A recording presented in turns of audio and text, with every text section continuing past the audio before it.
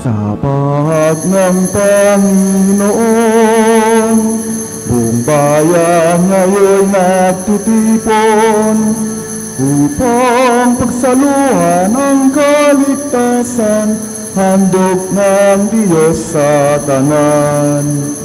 Sa panahon tigang ang lupa, sa panahon ng anisagana, sa panahon ng digmaan at kaguluhan, sa panahon ng kapayapaan.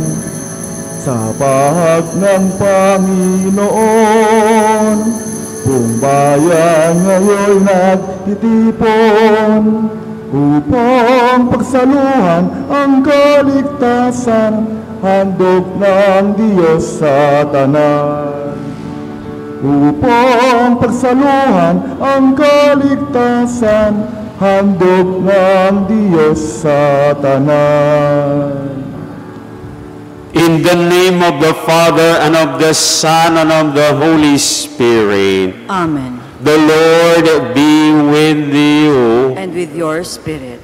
To prepare ourselves to celebrate the sacred mysteries in the Holy Eucharist in this fourth Sunday in ordinary time, let us first call to mind our sins and ask the Lord for pardon and mercy. Let us pause for a short moment to examine ourselves.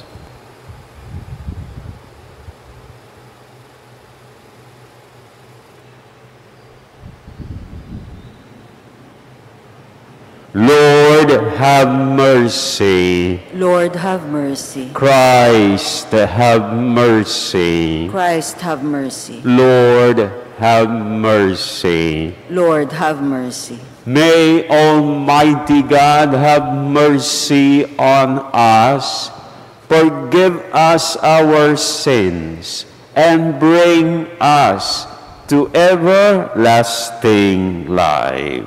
Amen. Because of God's forgiveness and mercy, let us glorify Him.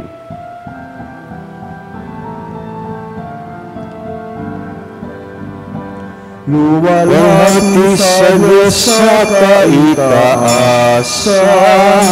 kaloob sa lupa ay kapayapaan.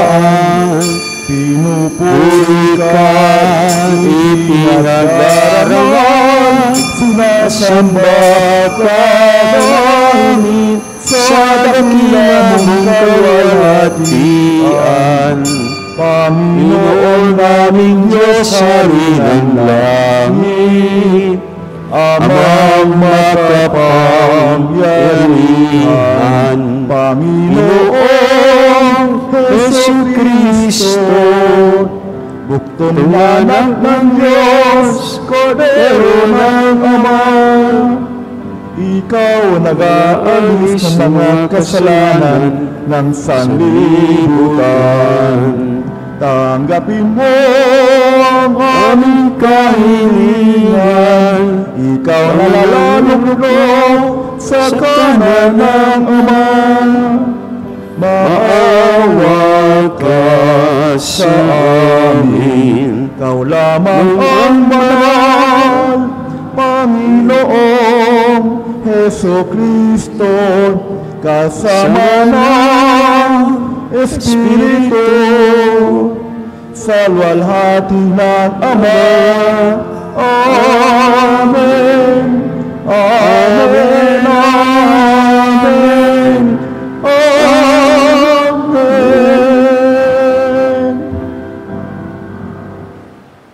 Let us pray.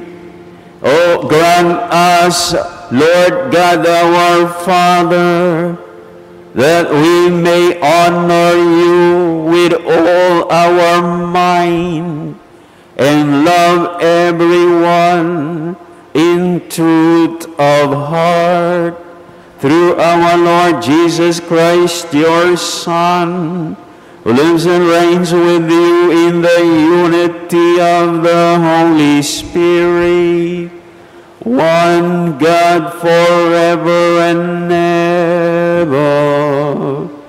Amen.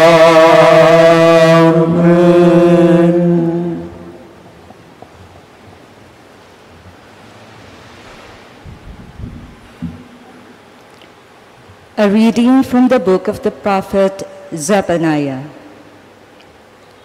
Seek the Lord, all you humble of the earth, who have observed his law.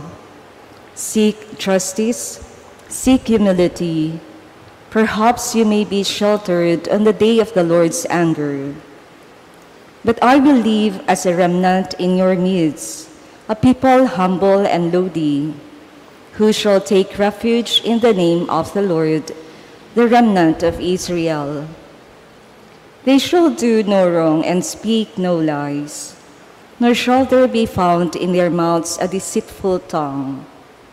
They shall pasture and couch their flocks, with none to disturb them.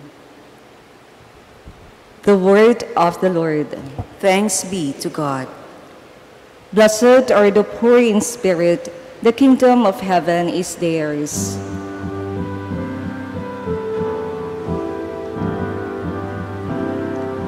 Blessed are the poor in spirit, the kingdom of heaven is theirs. Blessed are the poor in spirit, the kingdom of heaven is theirs.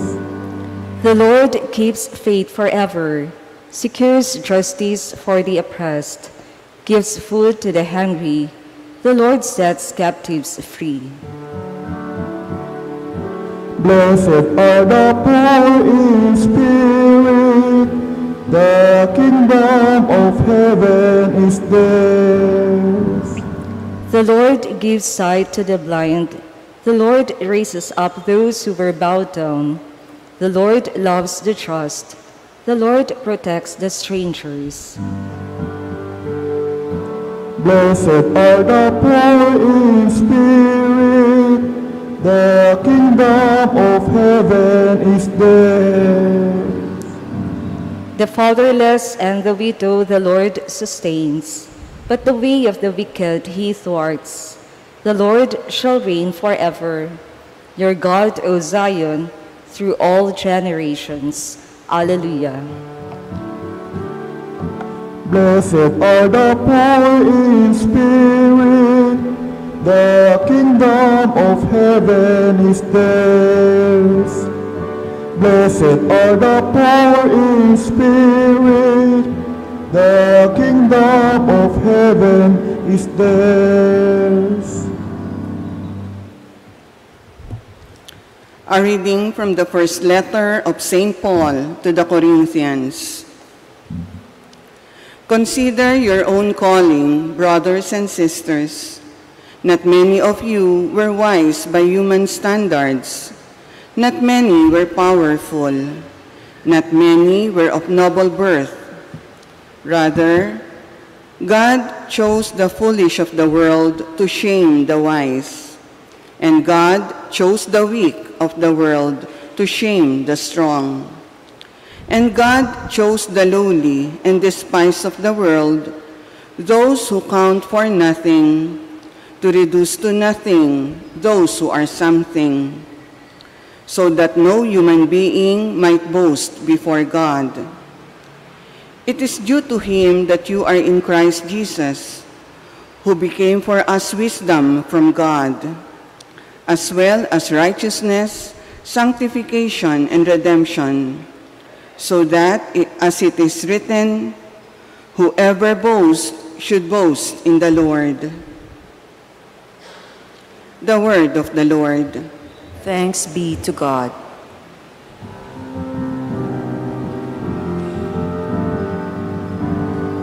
Alleluia, alleluia, alleluia, alleluia, alleluia, alleluia, alleluia, alleluia. Together, Rejoice and be glad, your reward will be great in heaven. Alleluia, alleluia, alleluia, alleluia, alleluia, alleluia, alleluia, alleluia. My brothers and sisters, the Lord be with you. And with your spirit. From the Holy Gospel according to Matthew. Glory to you, O Lord. When Jesus saw the crowds, he went up the mountain, and after he had sat down, his disciples came to him. He began to teach them, saying, Blessed are the poor in spirit, for theirs is the kingdom of God.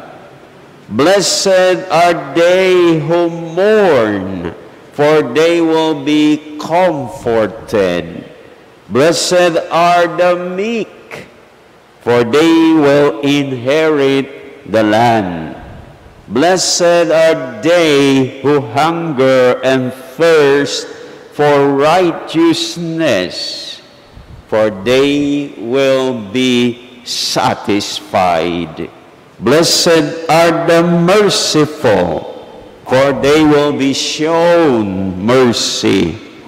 Blessed are the weak, the clean of heart, for they will see God.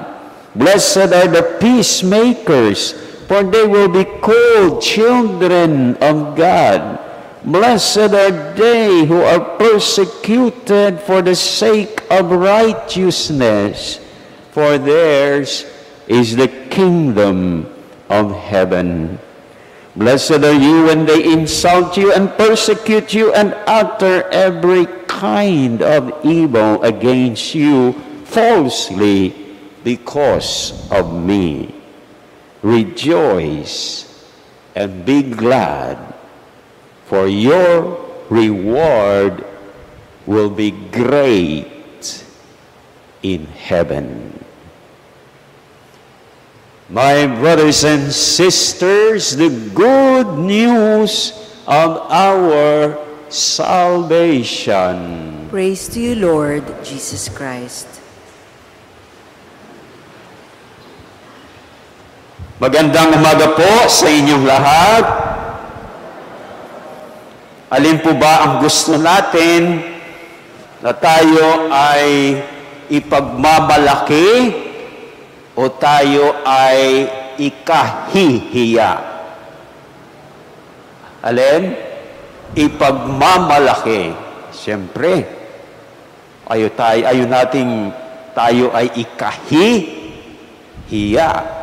Lalong-lalo na kapag tayo ay ipinagmamalaki ng Diyos.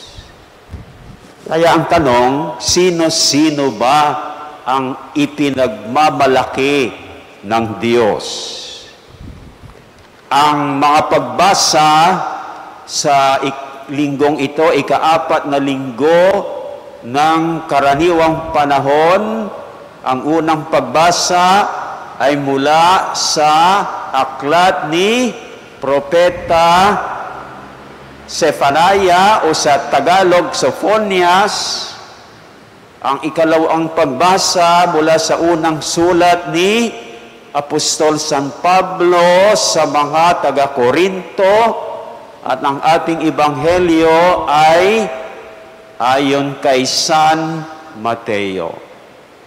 So, titingnan natin yung mga sagot dito sa mga pagbasang ito, sa bawat pagbasa. So, sino ang ipinagmamalaki ng Diyos sa unang pagbasa mula sa aklat ni Propeta Sophonias? O, sino yung nakakaalam? Sige nga, pakitaas ang kamay. O, si sister na ngumingiti, baka alam na alam niya, no? Alam mo, sister? Hindi. So, sa unang pagbasa, ito yung mga mapagpakumbaba. Bakit sila ipinagmamalaki ng Diyos? Dahil ayon sa unang pagbasa, itong mga mapagpakumbaba ay ginaganap ang kanyang kautusan at laging hinahanap ang katwiran. Kapag ganyan ang ating ginagawa, na lagi nating sinusunod ang utos ng Diyos at hinahanap natin ang katwiran para gawin ito, tayo ba'y ikahihiya o ipagmamalaki ng Diyos? Eh, siyempre, ipagmamalaki tayo ng Diyos. Ngayon, sa ikalawang pagbasa naman, mula sa unang sulat ni Apostol San Pablo sa mga taga-Korinto, sino-sino naman ang ipinagmamalaki ng Diyos? Mayroong 3. O, sinong makapagbigay ng una? Yung una, yung mga hangal sa turing ng sanlibutan. Maaring hangal sila sa turing ng sanlibutan, pero hindi sila maaring hangal sa Diyos, sa mata ng Diyos. Tama po ba? So sa turing ng sanlibutan, yung mga hangal sa turing ng sanlibutan. Sino ngayon sa dalawa? Bibigyan ko kayo ng example. Sino sa dalawa ang hangal sa turing ng sanlibutan? Yung mga apostol na noong bago sila tinawag ng Panginoon ay mga ordinaryong mangingisda lamang na walang pinag-aralan, o ang mga iskriba at pariseyo na may pinag-aralan at naging dalubhasa pa sa batas? So, sino doon ang hangal sa palagay ng mundo? Yung una ba o yung ikalawa? Sino? Yung mga apostol noong bago silang pinili ng Diyos dahil sila'y mga ordinaryo lamang na mga mangingisda na walang pinag-aralan. So sa tingin ng sanlibutan, sila'y mga hangal. Pero ipinagmalaki ba sila ni Lord? Yes. Dahil sila ang pinili ni Lord. Tama ba ako? At pinili sila ni Lord para ipahiya, ayon sa ikalawang pagbasa, para ipahiya ang mga marurunong sa sanlibutan. Sino yung mga marurunong sa sanlibutan? Yung mga pariseyo at mga iskriba. So, yan ang una. Ang ikalawa ay yung mga mahihina sa mata ng mundo. Bibigyan ko kayo ng example sa Bible uli. Sino sa dalawa ang mahihina sa mata ng mundo? Si David o si Goliath? Sino? Si David. Siyempre, ang bata noon, yung si Goliath ay higante lang. Pero sino ang ipinagmalaki ni Lord? Si David. Dahil pinanalo niya si David. Para ipahiya si Goliath. Actually, anong nangyari kay Goliath? Hindi lang siya napahiya. Siya ay namatay pa. Hindi po ba? So ikatlo, ayon sa ikalawang pagbasa, na ipinagmamalaki ng Diyos ay yung mga hamak, walang halaga at walang kabuluhan sa turing ng mundo. O bibigyan ko kayo ng dalawang example uli. Namili kayo kung sino doon sa dalawa ang mga hangal, walang halaga at walang kabuluhan.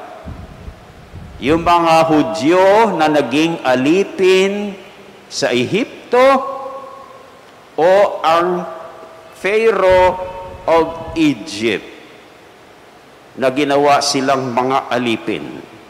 Alin doon sa dalawa ang mga hamak, walang halaga, walang kabuluhan sa palagay ng mundo? Sino?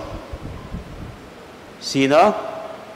Yung mga Hudyo na naging alipin. Dahil kapag tayo naging alipin nung panahong yon, tayo'y hamak, walang halaga, at walang kabuluhan. Kaya pinagagawa sa mga alipin ang napakahirap na mga gawain. Dahil wala silang halaga. Yan ang dapat niyong gawin. Wala namang kayong place in the society. Pero sino ang ipinagmalaki ng Diyos? Yung mga Hudyo. Ang galing ni brother, no? Bakit sila ang ipinagmalaki ni Lord? Dahil pinatakas ni Lord sila sa kapangyarihan ni Pharaoh. Di ba? Para ipahiya ang, sabi nga sa ikalawang pagbasa, para ipahiya ang mga dakila. So mga kapatid, kung tayo sa turing ng mundo ay mga hangal, mga mahihina, mga hamak, walang halaga, walang kabuluhan, huwag tayong mag-alala. Dahil kung tayo'y tapat sa Diyos, sumusunod sa Kanya, hinding-hindi tayo ikahihiya ng Diyos. At tayo ay Kanyang ipagmamalaki. Sa Ebanghelyo naman, sino-sino ang ipinagmamalaki ng Diyos? Naku, napakarami. Gusto pa ba ninyo? Napakarami. Dahil yun ang 8 Beatitudes. Yun ang mga ipinagmamalaki ng Diyos. So, una, ang ipinagmamalaki sa Ebanghelyo ay yung mga aba. Alam niyo yung mga aba? Ito yung mga taong may kawalan sa buhay, pero hindi nila gusto na mawawala ang Diyos sa kanilang buhay. Naintindihan niyo? Kahit na may kawalan sila sa buhay, ayaw nilang mawala ang Diyos sa kanilang buhay. Kaya kahit wala silang pera, kapag araw ng linggo, kahit na maglalakad sila para magsimba, maglalakad sila para magsimba. Yun ang mga aba. Ayaw nilang mawala ang Diyos sa kanilang buhay. Mawala man ang lahat, hindi ang Diyos sa kanilang buhay. So kung ganito tayo, ikahihiya ba tayo ng Panginoon? O tayo ba ipagmamalaki niya? Tayo ipagmamalaki niya. Kaya sabi nga niya, sa Ebanghelyo, mapalad ang mga aba sapagkat makakasama sila ng Diyos sa kanyang kaharian. Amen? Ikalawa, yung mga nahahapis. Ano ba ipag-pronounce ito? Nahahapis. Ano itong mga nahahapis? Yung umiiyak ba ito? Ang ibig sabihin nito, ito yung mga taong nakikita ang mga kahirapan, kapighatian, At kapag hihikahos sa mundo, kaya sila'y nalulungkot. At dahil sila'y nalulungkot, nagsusumikap sila na hindi sila magiging sanhi ng kahirapan, kapighatian, at paghihikahos sa mundo. Naintindihan po ba ninyo ang sinabi ko? So nakita nila yung kapighatian, kalungkutan, paghihikahos sa mundo, wala naman silang kaya na makatulong dito, pero nagsusumikap sila na hindi maging sanhi ng mga iyon. O kapag tayo katulad nito, ikahihiya ba tayo o ipagmamalaki ng Diyos? Alin? Walang sagot Ipagmamalaki tayo ng Diyos. Kaya sabi sa Ebanghelyo, mapalad ang mga nahahapis dahil aaliwin sila ng Diyos sa kanyang kaharian na wala ng kahirapan, kapighatian, at paghihikahos. Amen! Ang ikatlo, mapagpakumbaba.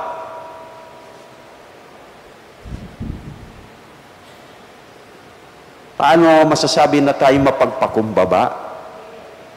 Kung tayo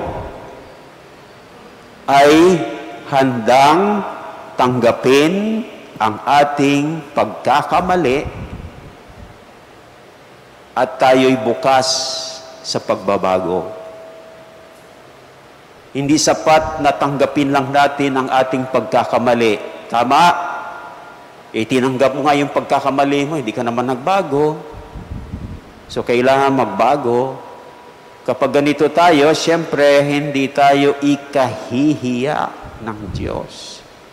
Tayo ay ipagmamalaki ng Diyos. Kaya sabi niya sa Ebanghelyo, mapalad ang mga mapagpakumbaba dahil tatamuhin nila ang ipinangako ng Diyos. Ano yung pinangako ng Diyos sa mga mapagpakumbaba? Na sila ay itataas. Saan itataas? Sa langit. Ay talagang, yan ay pagmamalaki ng Diyos. No? Ikaapat, yung mga nagmimithi na makamit ang kabanalan. Kaya ito yung mga taong laging ginagawa ang mabuti at tama. Dahil hindi ka magiging banal kung hindi naman mabuti at tama ang ating ginagawa. Kaya sila ipinagmamalaki rin ni Lord. Kaya sabi sa kanila, mapalad ang nagmimithi na makamit ang kabanalan dahil ipagkakaloob sa kanila ang kanilang minimithi. Sila ay magiging banal. Ikalima, yung mga mahabagin. Ano itong mga mahabagin? Ito yung nakikita at nararamdaman nila ang pangangailangan ng iba at dahil nakikita nila at nararamdaman ang kanilang pangangailangan, nagsusumikap sila na makatulong sa kanila hanggang sa kanilang makakaya. Kapag ganito tayo, siyempre hindi tayo ikahihiya ng Diyos. Tayo ay ipagmamalaki ng Diyos. Kaya sabi ng Ebanghelyo, mapalad ang mahabagin sapagkat sila ay kahabagan at kahabagan ng Diyos. At ang ika-anim, ang malinis ang puso. Ito yung mga tao na walang iniisip at hinahangad na masama kanino man. Naintindihan niyo? Kapag ganyan tayo, malinis ang ating puso. At dahil malinis ang ating puso, hindi tayo gumagawa ng masama.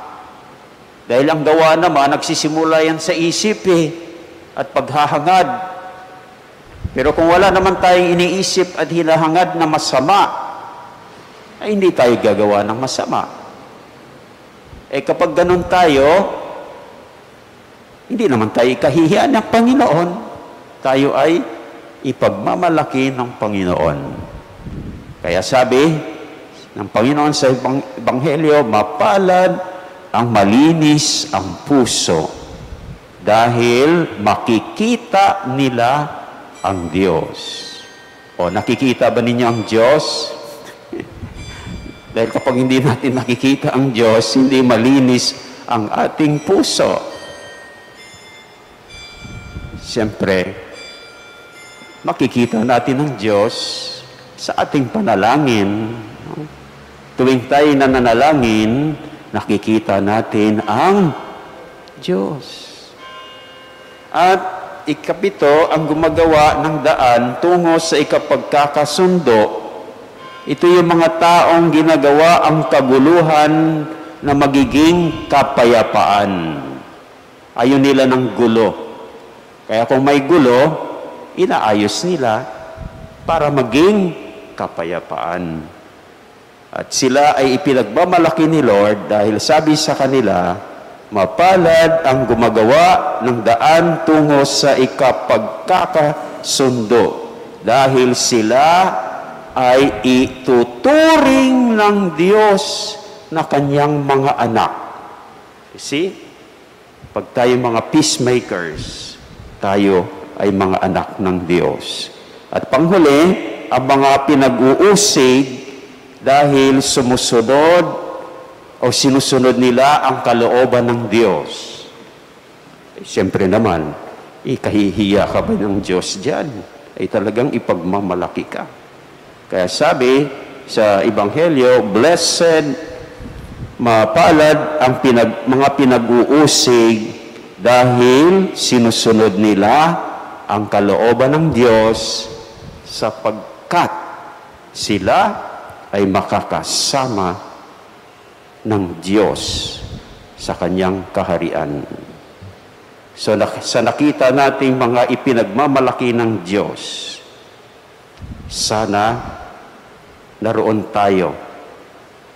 Amen? Naroon ba kayo? Kahit sa isa man lamang doon? Amen ba? So siguradong kayo rin ay mapalad dahil hinding-hindi kayo ikahihiya ng Diyos, bagkos kayo ay siguradong ipagmamalaki ng Diyos. Amen!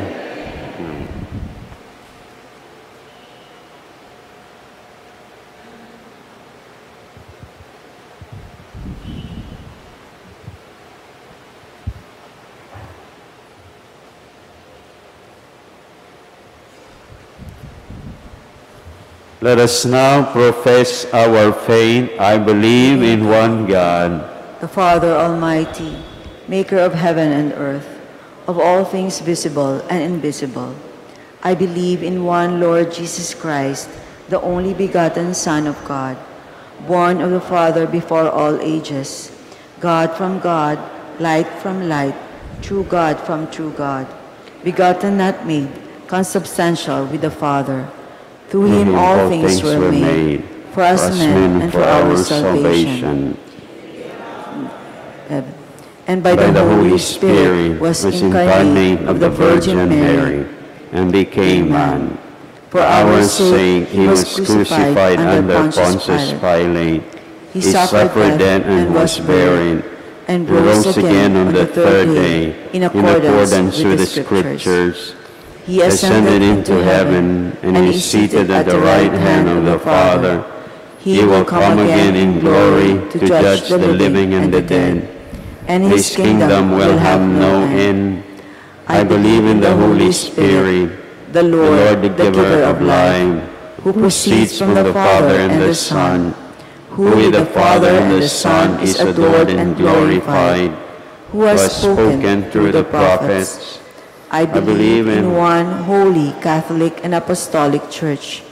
I confess one baptism for the forgiveness of sins, and I look forward to the resurrection of the dead and the life of the world to come.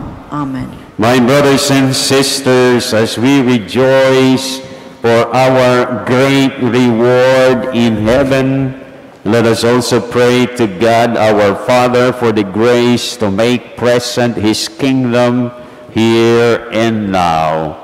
With joy in our hearts, we say, Faithful God, bless us, your poor children. Faithful God, bless us, your poor children. Make us, your church, remain humble as we strive to shun the temptation of clericalism and ideology. Help us stay true only to the gospel of your kingdom, we pray. Faithful God, bless us, your poor children. Make all those who govern compassionate enough to remember and work for the plight of our poor and oppressed brethren. Guide them by your truth, we pray. Faithful God, bless us, your poor children. Stir in us the desire to serve each other in humility, especially those of us who are lost, least, and last. We pray. Faithful God, bless us, your poor children.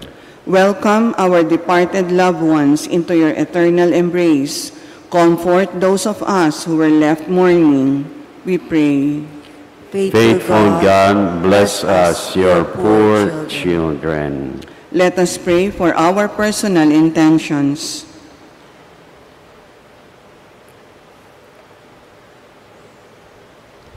For all these intentions, we pray.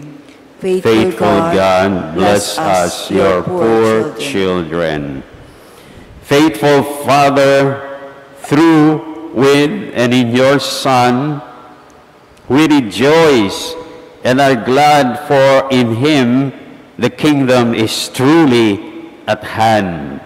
Make us participate in your work of communion and salvation through Jesus Christ our Lord, forever and ever. Amen. Amen.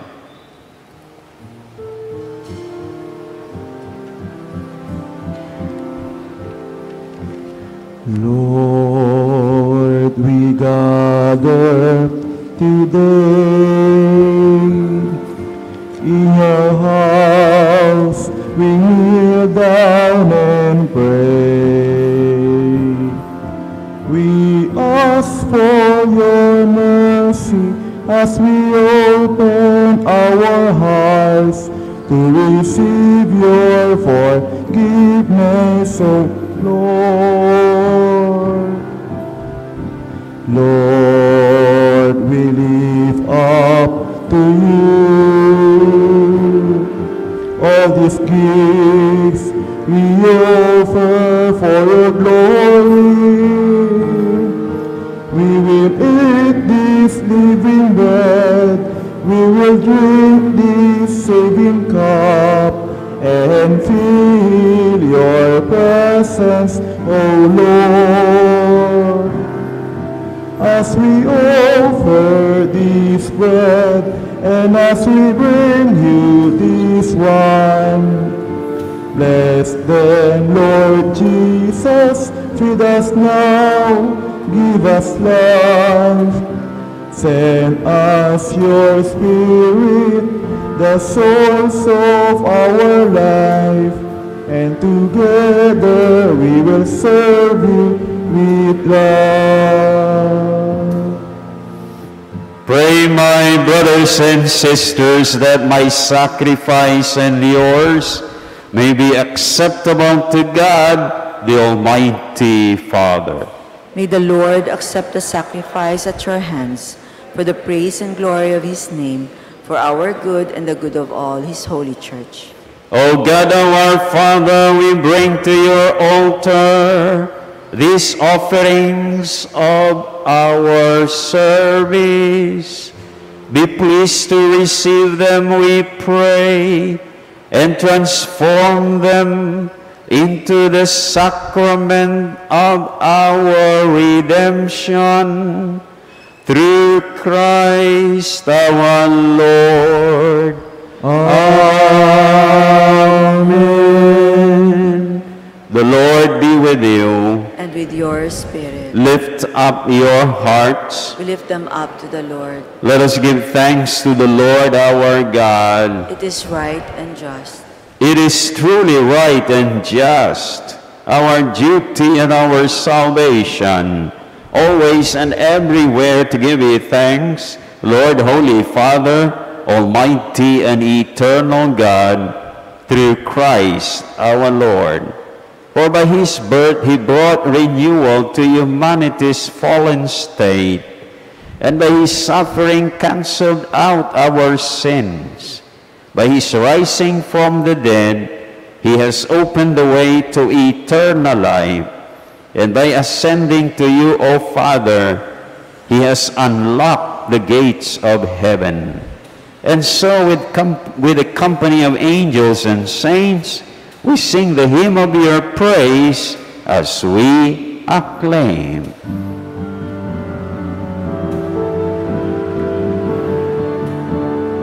Holy, holy, holy, Lord God of hosts, heaven and earth are full of your glory, full of your glory. Hosanna in the highest, Hosanna in the highest.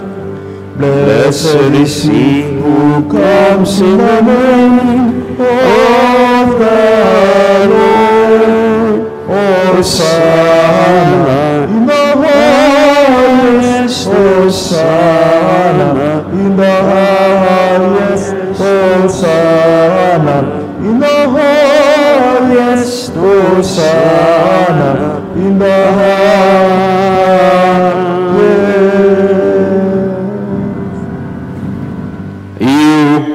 Indeed, holy, O God our Father, the fount of all holiness. Make holy, therefore, these gifts, we pray, by sending down your Spirit upon them like the dew fall, so that they may become for us the body and blood of our Lord Jesus Christ. At the time he was betrayed and entered willingly into his passion, he took bread, and giving thanks, broke it, and gave it to his disciples, saying, "Take this, all of you, and eat of it, for this is my body, which will be given up for you."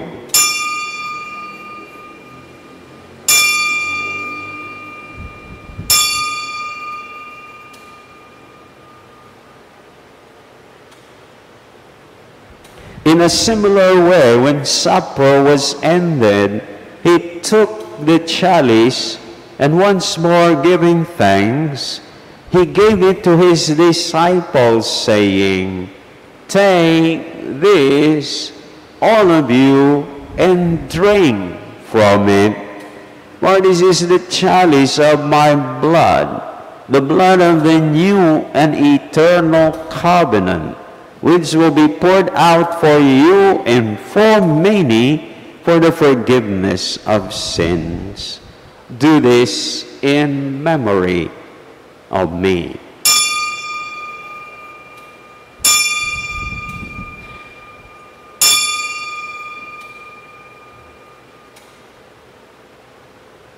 The mystery of faith. When we eat this bread and drink this cup, we proclaim your death, O Lord, until you come again. Until you come again, we proclaim your death, O Lord.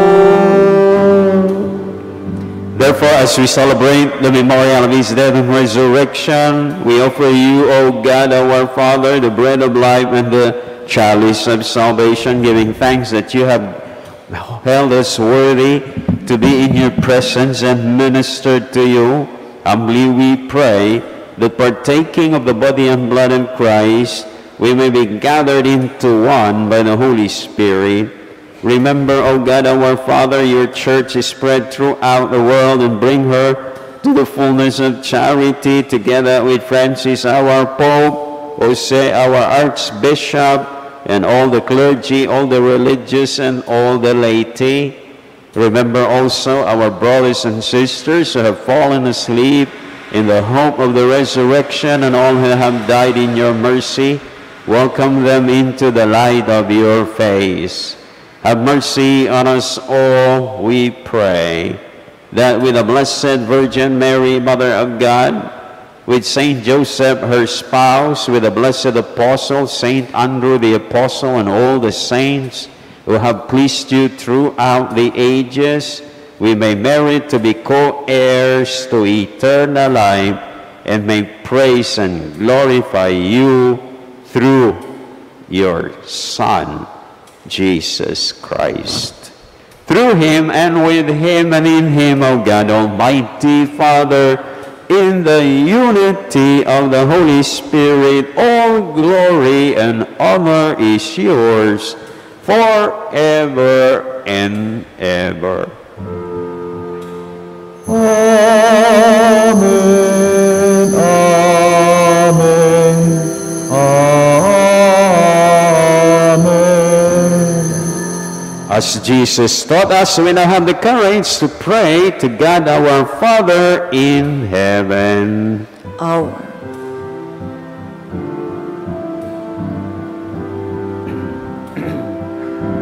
Ama namin, sumasalangit ka, sambahin ang ngalan mo, mapasa amin ang kaharian mo, sundin ang loob mo, dito sa lupa para ng sa langit. Bigyan mo kami ngayon ng aming kakanin sa araw-araw, at patawarin mo kami sa aming mga sala, para ng pagpapatawad namin sa mga kasala sa amin, at huwag mo kaming ipahintulot sa tukso, at yadya mo kami sa lahat ng masama. Deliver us, O God, our Father, we pray, from every evil. Graciously grant peace in our days, that by the help of your mercy we may be always free from sin and safe from all distress, as we await the blessed hope and the coming of our Savior, Jesus Christ.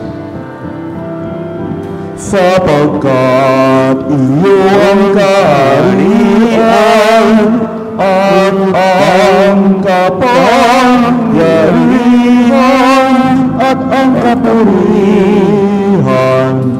magpasalamat. Amen.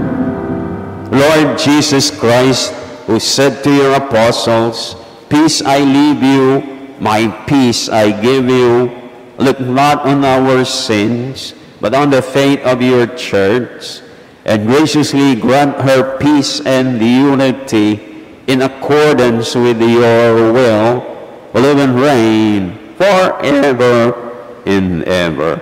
Amen. My brothers and sisters, the peace of the Lord be with you always. And with your spirit. Let us now offer each other the sign of peace. Peace be with you. Peace be with you. Peace.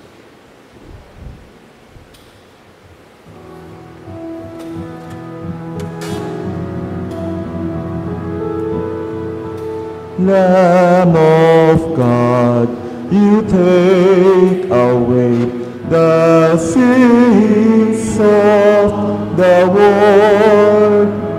Have mercy, have mercy on us. Lamb of God, you take away the sins of the world. Have mercy, have mercy on us. Lamb of God, you take away the sins of the world.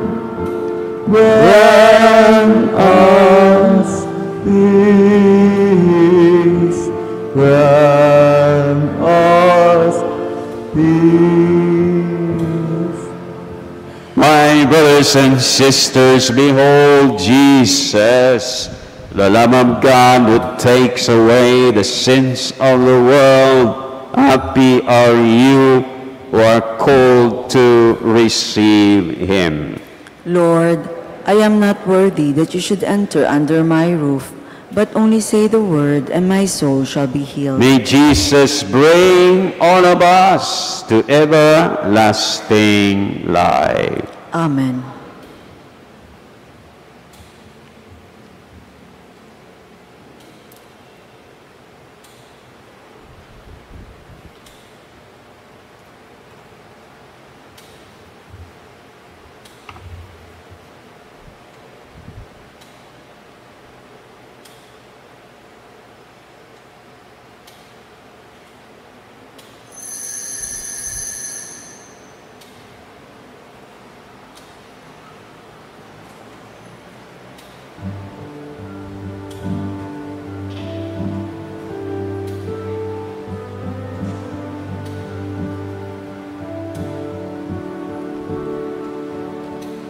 Blessed are your poor, for the kingdom shall be theirs. Blessed are you that weep and mourn, for one day you shall laugh. And if wicked man insult and hate you all because of me. Blessed, blessed are you.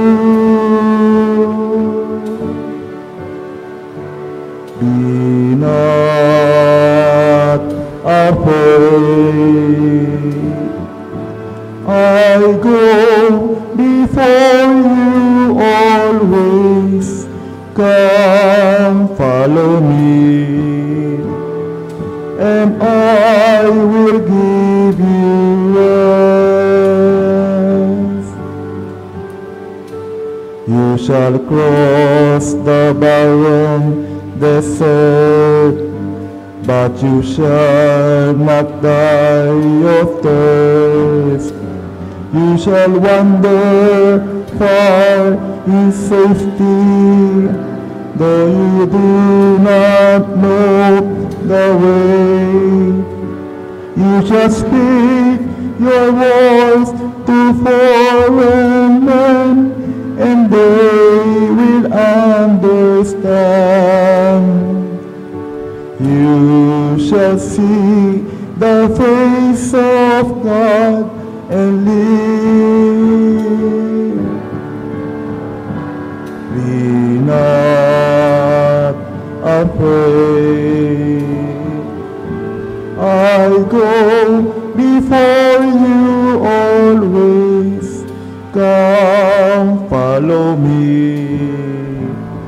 and I will give you rest.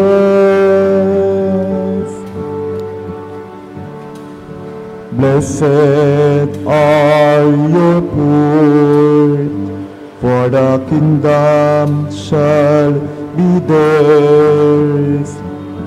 Blessed are you that weep and mourn, for one day you shall laugh.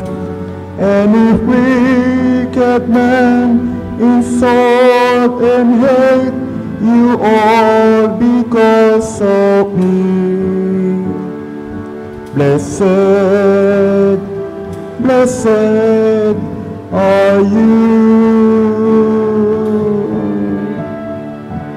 Be not afraid. I go before you always. Come, follow me, and I will give you rest. And I will give you rest.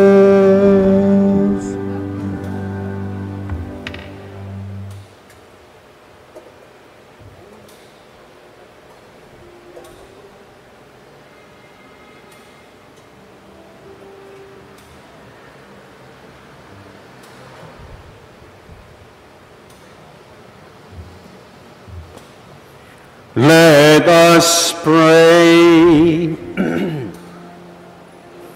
Nourished by these redeeming gifts of the Holy Eucharist, we pray, O God our Father, that through this help to eternal salvation, through faith may ever increase, through Christ our Lord.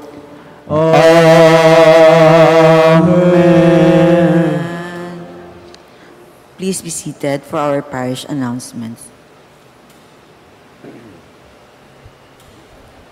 There will be a candle blessing in all Masses on February 2, 2023, the feast of the Presentation of the Lord. If you have relatives or friends ages 16 years old and above who are not yet baptized nor confirmed, or who would like to be converted to the Catholic faith, registration for the Easter Catechumen Formation is now open at the parish office. Thank you, and please all stand. Prayer to Saint Michael the Archangel. Saint Michael, defend us in battle. Be our defense against the wickedness and snares of the devil. May God rebuke him, we humbly pray. And do thou, O Prince of the heavenly host, by the power of God, thrust into hell Satan and all the evil spirits who prowl around the world, seeking the ruin of souls. Amen. Prayer to the guardian angel. Angel of God, my guardian dear, to whom God's love commits me here, ever this day be at my side, to light and guard, to rule and guide. Amen. Prayer for a holy death. Jesus, Mary, and Joseph, I give you my heart and my soul. Jesus, Mary, and Joseph, Assist me in my last agony. Jesus, Mary, and Joseph, May I beat forth my soul in peace with you. Amen. praise be Jesus Christ. Now and forever. Jesus, meek and humble of heart, Make our hearts like unto thine, may the Holy Triune God live in our hearts. and in the hearts of all. O Mary, conceived without sin. Pray for us who have recourse to thee. O Mary, Queen of the Apostles. Pray for us. Saint Andrew the Apostle, Lead us to Jesus. that in all things God may be glorified. the Lord be with you. And with your spirit. And may the Almighty God continue to bless you all, the Father, the Son, and the Holy Spirit. Amen. Our celebration is over, go and rejoice because we are doing everything so that God will not be ashamed of us, but will be proud of all of us. Thanks be to God.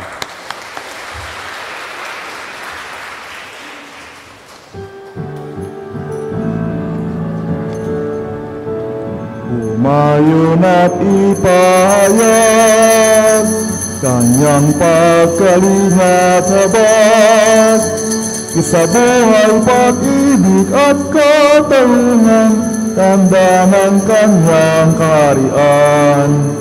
Sa panahon tigang ang lupa, sa panahon ng ani sagana, sa panahon ng digmaan at kaguluhan, sa panahon ng kapayapaan. Humayon at ipahayag kanyang pagkalingat habag, isabuhay pag-ibig at katarungan, tanda ng kanyang kaharian.